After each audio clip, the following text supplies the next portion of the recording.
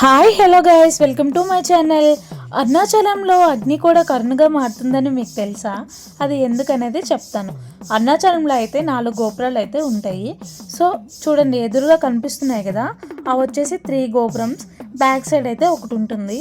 వీటి 4గిట్లకి కూడా స్పెసిఫిక్గా నేమ్స్ అయితే ఉన్నాయి.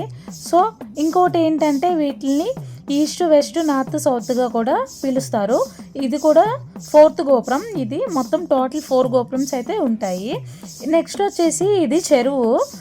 దీన్ని ఇక్కడ అగ్ని తీర్థంగా అయితే పిలుస్తారు.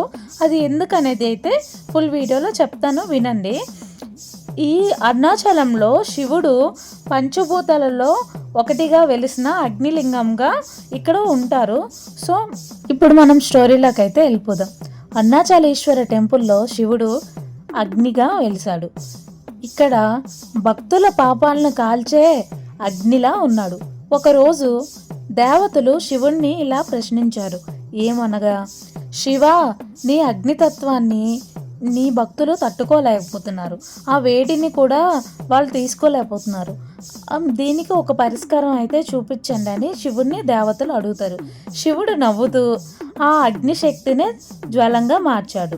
అదే ఈ అగ్ని చెరువు.